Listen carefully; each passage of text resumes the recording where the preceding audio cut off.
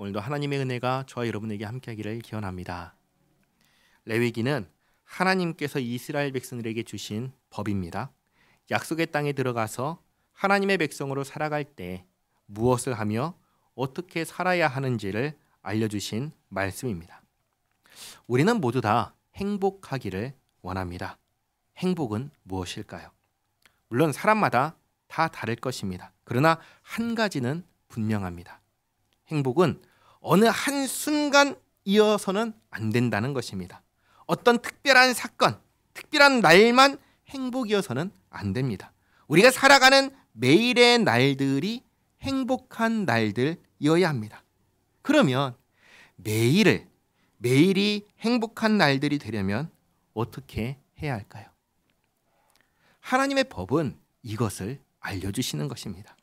우리가 매일 살아가는 시간들을 하나님의 말씀에 순종하며 살아갈 때에 우리는 행복하다라는 것을 알려주시는 것입니다. 한번 생각해 보시기 바랍니다. 우리는 분명 완성된 천국에서, 하나님의 나라에서, 새하늘과 새 땅에서 우리는 분명히 행복하게 살 것입니다.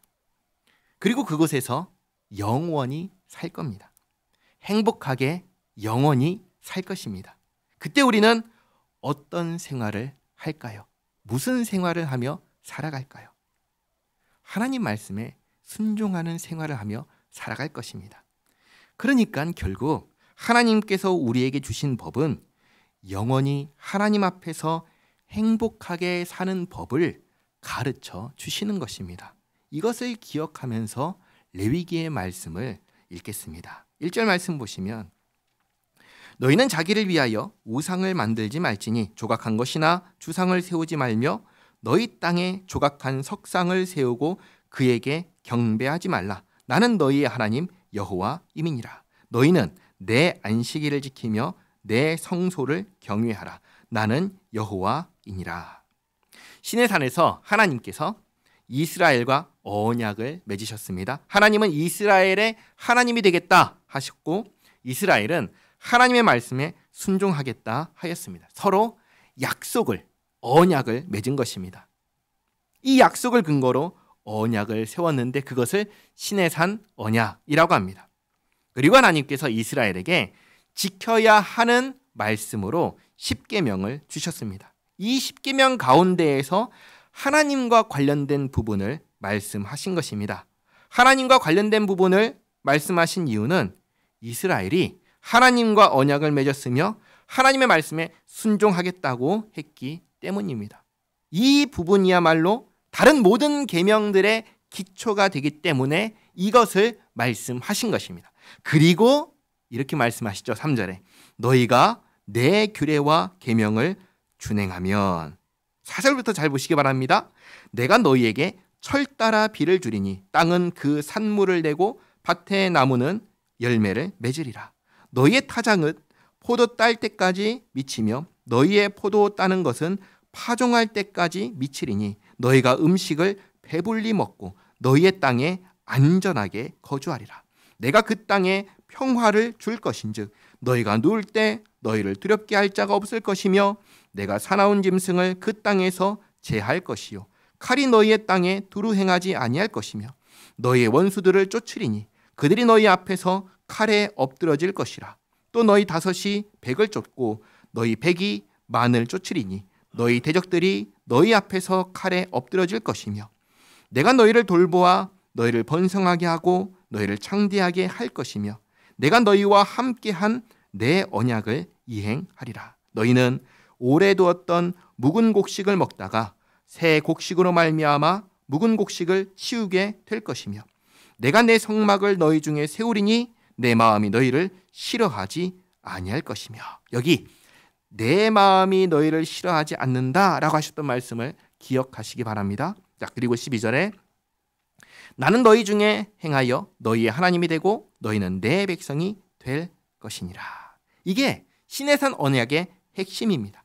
이스라엘은 하나님 말씀에 순종할 것을 약속했습니다. 이 약속을 근거로 하나님께서 이스라엘의 하나님이 되시고 이스라엘은 하나님의 백성이 된 것입니다. 13절 나는 너희를 애굽 땅에서 인도해내어 그들에게 종된 것을 면하게 한 너희의 하나님 여호와이니라. 내가 너희의 멍에의 빗장을 부수고 너희를 바로 서서 걷게 하였느니라. 아멘.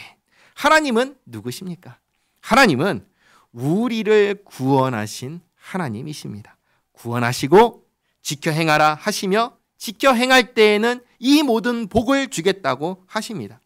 제가 늘 말씀드리지만 우리가 하나님 말씀에 순종하고 그 말씀을 지켜 행하는 것은 우리가 하나님의 백성이라면 그건 당연히 해야 하는 것입니다. 상을 주든 주지 않으시든 상관없이 우리의 주인이 하나님이시라면 하나님 말씀에 순종하는 것은 당연한 것입니다.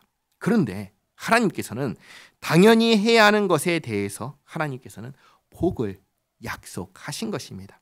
우리 하나님은 이렇게 좋은 하나님이십니다. 하나님 말씀을 따라 살아가면 우리는 어떤 인생을 사는 건가요? 행복한 인생을 산다 하시는 것입니다. 여기까지 하나님께서 이스라엘과 어떤 관계인지를 다시 한번 분명하게 말씀하셨습니다. 그리고 이스라엘이 약속대로 하나님의 말씀에 순종할 때 어떤 복을 주실 것인지 말씀하셨습니다.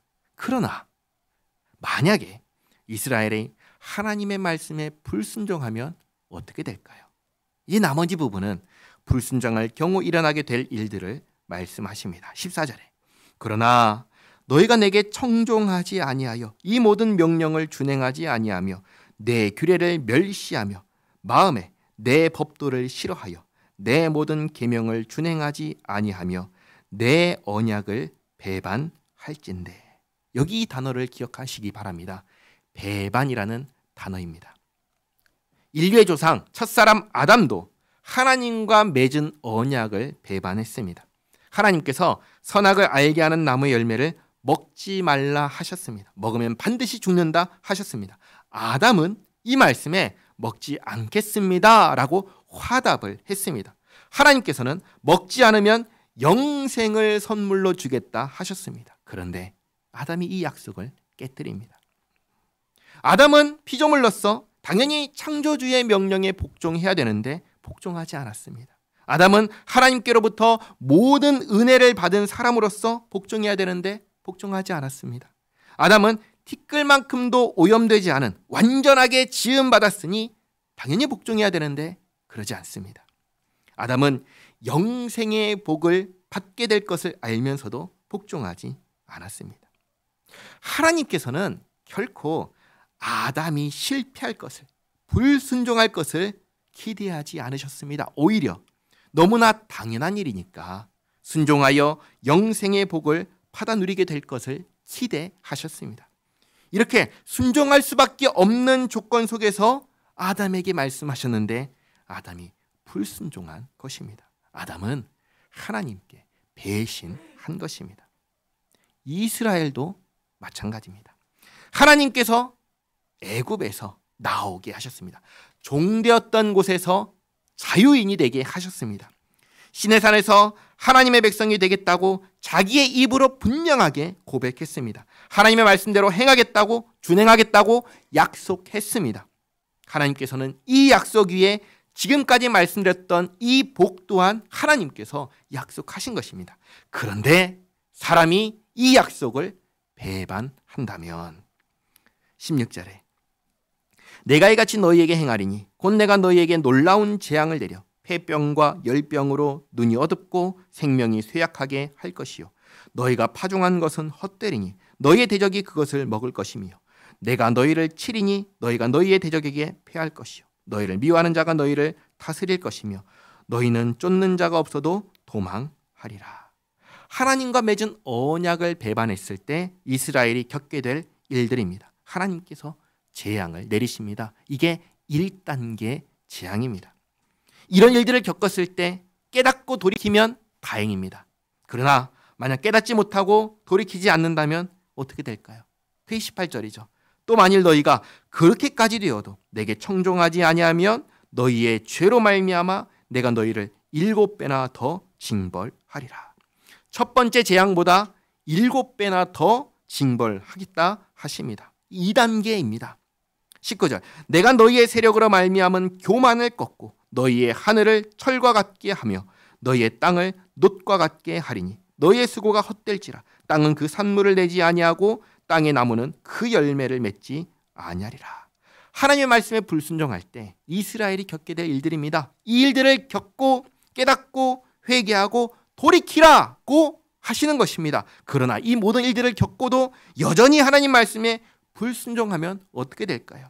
그게 21절이죠. 너희가 나를 거슬러 내게 청종하지 아니할진대 내가 너희의 죄대로 너희에게 7배나 더 재앙을 내릴 것이라. 두 번째 징벌보다 7배나 더 재앙을 내리겠다 하십니다. 3단계지요. 22절 내가 들짐승을 너희 중에 보내리니 그것들이 너희의 자녀를 움키고 너희 가축을 멸하며 너희의 수요를 줄이리니 너희의 길들이 황폐하리라. 이런 일들이 일어날 것인데 이런 일들이 일어나면 하나님께로부터 재앙을 받고 있다고 징계를 받고 있다는 것을 깨닫고 돌이켜 회개하라고 하시는 것입니다. 그런데 23절 이런 일을 당하여도 너희가 내게로 돌아오지 아니하고 내게 대항할진대. 앞에서는 배반하면 청종하지 아니하면 청종하지 아니할진대 라고 하셨습니다. 지금 뭐라고 하시죠? 내게 대항하면 하나님을 대적하면 7배나 더 되는 징벌을 받고 그보다 7배나 더 되는 재앙을 받았음에도 불구하고 돌이키지 않고 거기서 더 나아가서 하나님께 대항하는 것입니다. 그러면 24절 나 곧 나도 너희에게 대항하여 너희 죄로 말미암아 너희를 7배나 더 치리라.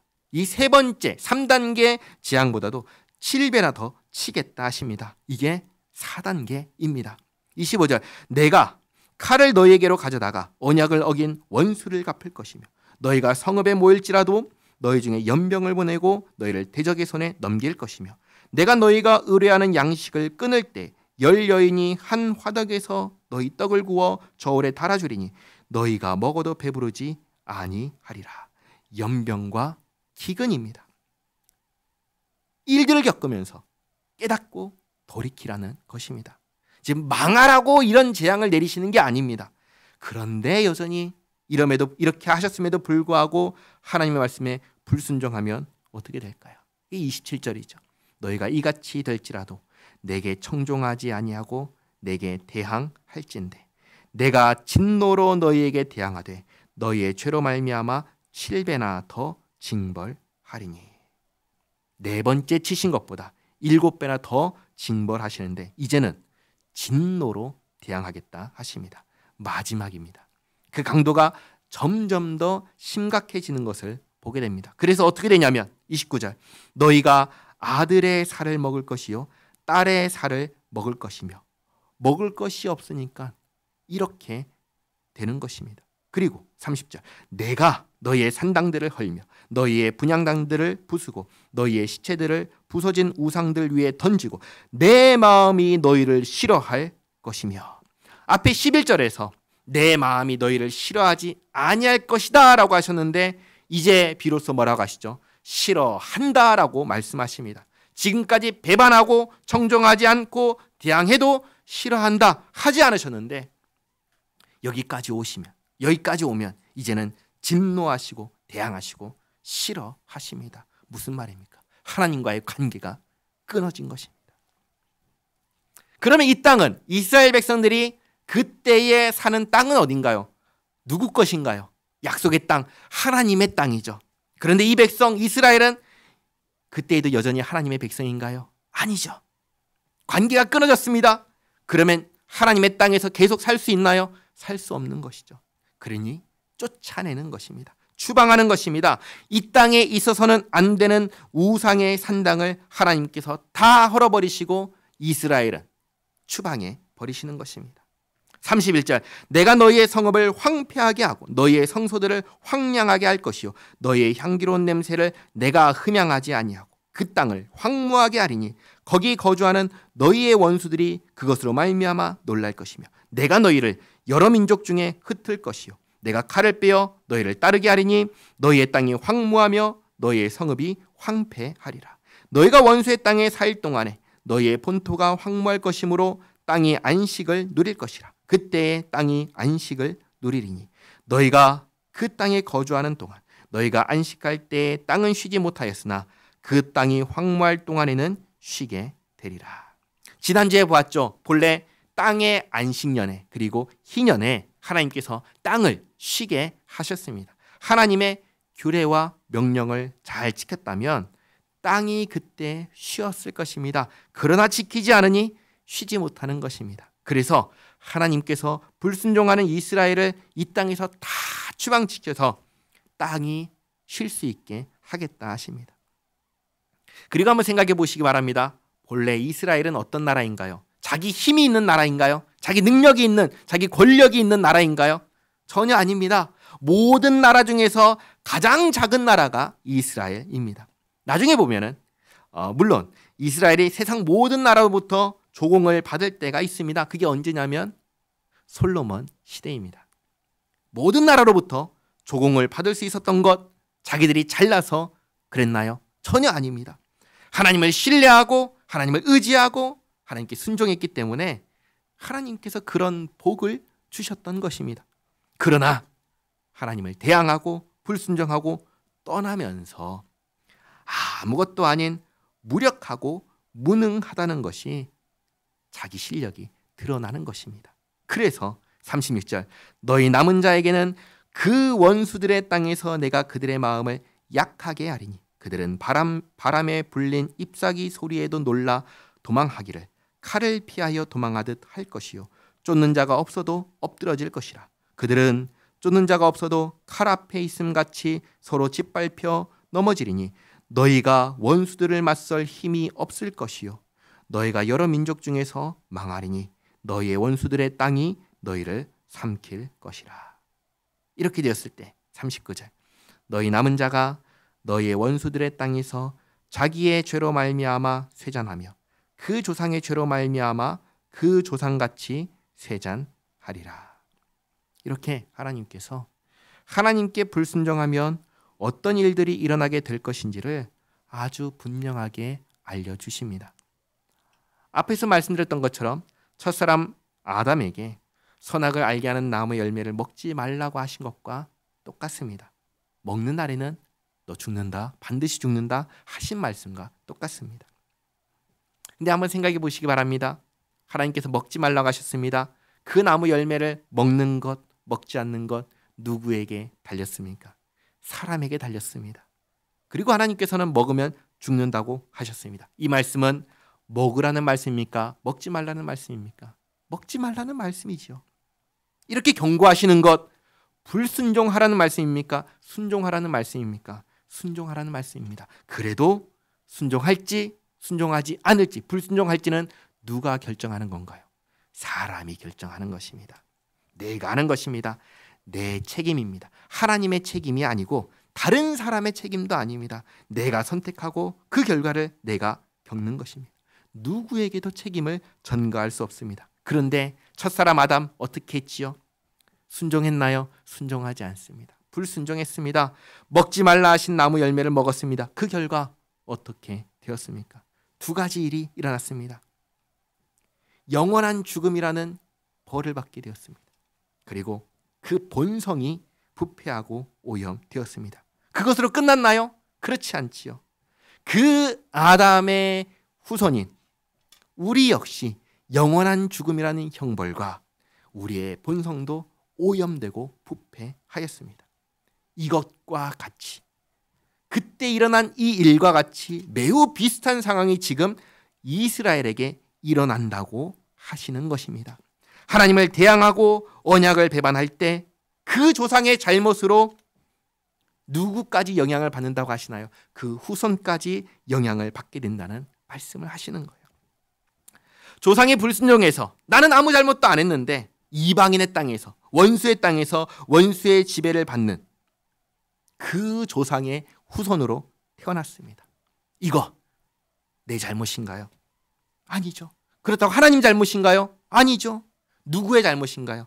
조상의 잘못입니다. 그러면 나는 원수의 땅에 살면서 어떻게 해야 될까요?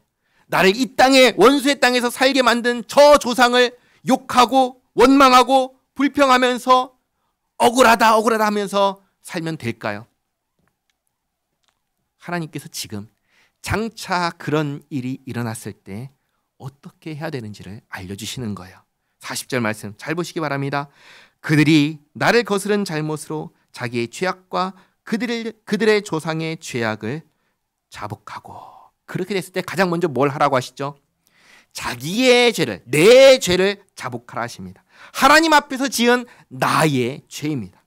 그리고 그것과 더불어 조상의 죄악을 자복하라 하십니다. 왜 조상의 죄악을 자복하라 하실까요? 이건 나 한 사람의 문제가 아니기 때문입니다. 이것은 우리의 문제이기 때문입니다. 나만 잘하면 되는 게 아니라 우리가 다 잘해야 하기 때문입니다. 그래서 40절 또 그들이 내게 대항함으로 나도 그들에게 대항하여 내가 그들의 원수들의 땅으로 끌어갔음을 깨닫고 그 할례 받지 아니한 그들의 마음이 낮아져서, 할례에는 뭐가 담겨 있죠? 하나님의 약속이 담겨 있습니다. 할례를 행한다는 것은 하나님과의 약속을 지킨다는 것입니다. 그러면 할례를 하지 않는다는 것은 무엇을 의미할까요? 하나님과의 약속을 지키지 않는다, 깨졌다라는 것을 의미하는 겁니다. 그러니 할례를 받지 아니한 마음은 하나님과의 약속을 깨버린, 잊어버린 마음입니다. 이 마음이 낮아졌다는 것은 다시금 돌이켜 하나님과의 약속을 기억하고 붙잡고 믿고 지키는 것입니다. 그래서 할례 받지 아니한 그들의 마음이 낮아져서, 다시 말해 하나님과 맺은 약속을 기억하고 지키며 그들의 죄악의 형벌을 기쁘게 받으며, 지금 그 후손들이 받는 죄악의 형벌이 뭐죠? 원수들의 땅에서 사는 것입니다. 원수들의 땅에서 사는 거예요.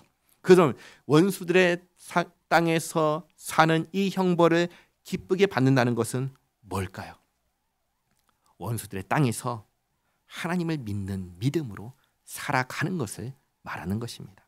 그렇게 하나님과의 언약을 다시금 기억하고 그 약속을 붙잡고 지키며 하나님을 믿는 믿음으로 원수들의 땅에서 살아간다면, 42절 내가 야곱과 맺은 내 언약과 이삭과 맺은 내 언약을 기억하며 아브라함과 맺은 내 언약을 기억하고 그 땅을 기억하리라. 앞에 30절에 하나님께서 내 마음이 너희를 어떻게 한다고 하셨죠? 싫어한다고 하셨어요.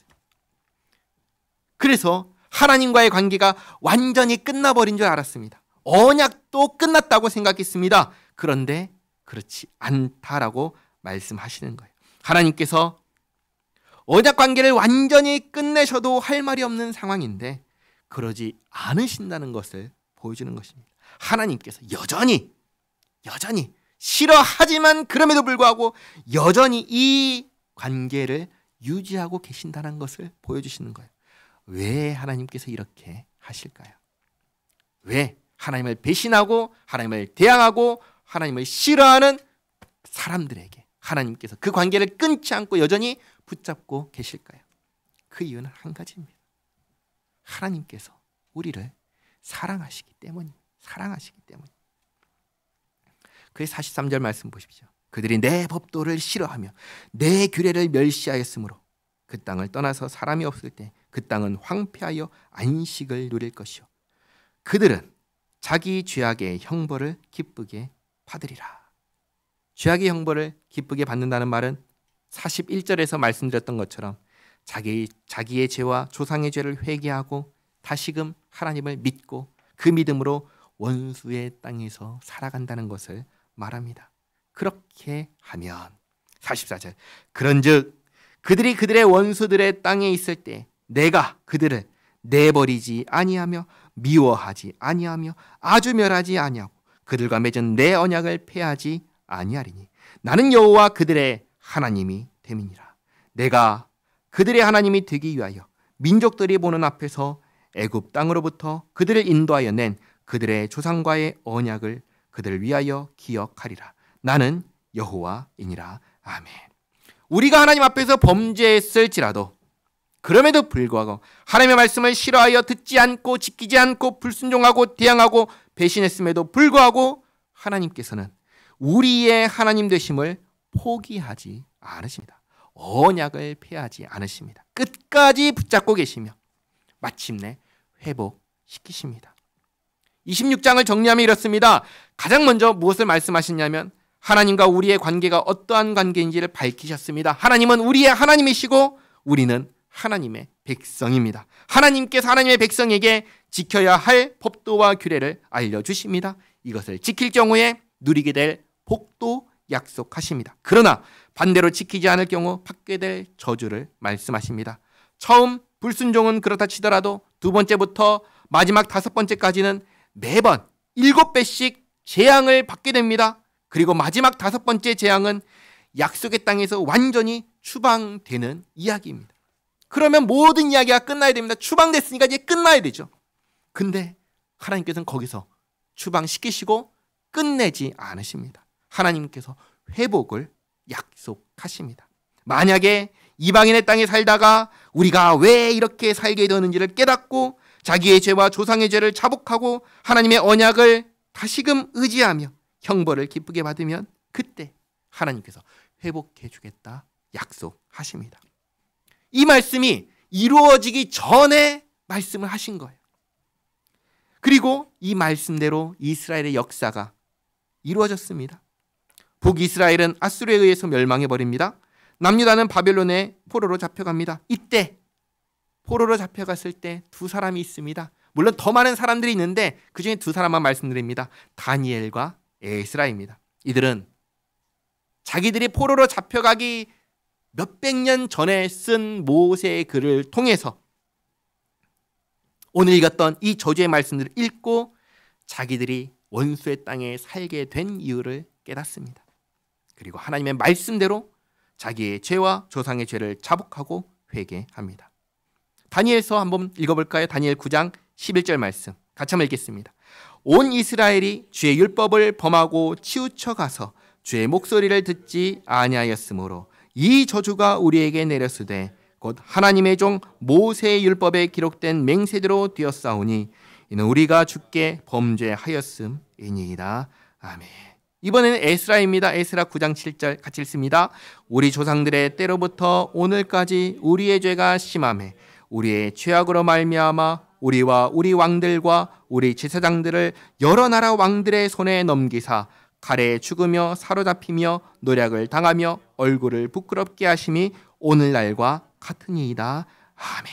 이 다니엘과 에스라 모두 다 포로 시대 사람들입니다. 이 사람들이 모세 지금 읽었던 이 글을 읽으면서 이 부분을 읽으면서 하나님의 말씀대로 자기들의 죄와 조상들의 죄를 자복합니다. 회개합니다. 그러자 어떻게 되나요? 포로 시대가 끝납니다. 약속의 땅으로 귀환하기 시작합니다. 이렇게 하나님께서 그 일이 일어나기 전에 이스라엘 백성들 불순종할 것을 다 아시고 자기 백성을 위한 구원의 장치를 이렇게 마련해 주신 것입니다. 마지막 46절입니다. 이것은 여호와께서 시내 산에서 자기와 이스라엘 자손 사이에 모세를 통하여 세우신 규례와 법도와 율법이니라. 아멘. 하나님께서 우리 모두 앞에 복을 누리는 길과 저주를 받는 길을 알려주셨습니다. 선택은 누구에게 달려있지요? 우리에게 달려있습니다. 가장 좋은 것은 뭔가요? 복 받는 길을 선택하고 쭉 그렇게 살아가는 것입니다. 가장 안 좋은 길은 무엇인가요? 저주받는 길을 선택하고 쭉 그렇게 살아가는 것입니다. 그런데 이때 이걸 꼭 기억하시기 바랍니다. 하나님께서는 자기 백성을 결코 포기하지 않으신다는 사실을 꼭 기억하시기 바랍니다. 혹 우리가 가장 좋은 길, 복 받는 길을 선택해서 가지 못하고 실패하고 저주받는 길을 선택하고 간다 할지라도 하나님께서는 그런 우리를 내버려 두시나요? 그러지 않으신다는 거예요. 반드시 하나님께서는 건져 주신다는 겁니다. 그때 우리가 해야 될 것이 뭐냐? 오늘 말씀하신 것처럼 회개하고 하나님의 약속을 믿고 그 믿음으로 사는 것이다 라는 것입니다.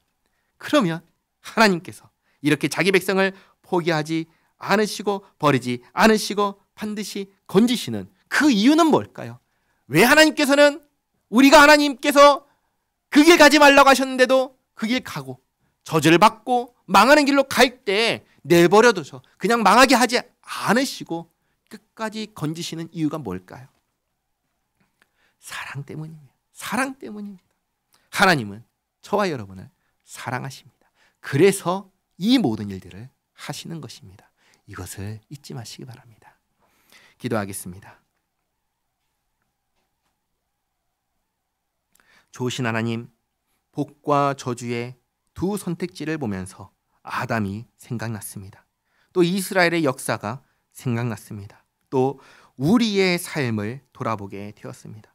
분명 우리가 바라는 것은 행복한 인생인데, 복받는 인생인데, 우리가 하는 선택은 망하는 길을, 저주받는 길을 선택하는 너무나 이상한 모습을 보게 됩니다. 이것이 나 한 사람만의 문제가 아니라 우리 모두의 문제라는 걸 깨닫습니다. 나만 잘하면 되는 게 아니라 우리 모두가 다 잘해야 한다는 것을 깨닫습니다. 그리고 그게 안 된다는 것도 깨닫습니다. 그리고 그럼에도 불구하고 우리가 저주 가운데 살지 않고 이렇게 복을 누리며 사는 것이 하나님의 은혜라는 걸 깨닫습니다. 하나님의 사랑이란 걸 깨닫습니다. 하나님 감사드립니다. 이미 관계가 깨져도 벌써 깨졌어야 하고 언약이 파괴되어도 벌써 파괴되어야 했는데 끝까지 붙잡고 놓지 않으시고 우리를 생명의 길로 옮겨주심에 감사드립니다. 하나님, 우리에게 우리 모두의 죄를 자복하고 나의 죄와 조상의 죄를 자복하고 하나님의 약속을 신뢰하며 우리에게 주어진 현실을 성실하게 살라 하시는 말씀을 받습니다. 그 말씀대로 주님의 말씀에 순종하지 못했던 삶을 생각하며 다시금 순종하며 살 것을 다짐합니다. 주님 도와주시옵소서. 주님을 믿는 믿음으로 우리에게 주신 이 시간들을 잘 살게 하옵소서. 주님, 한 가지 바라옵기는 우리뿐만 아니라 우리의 형제와 가족과 이웃 모두가 하나님의 사랑과 은혜를 깨달아 알게 하옵소서. 예수님의 이름으로 기도하옵나이다. 아멘.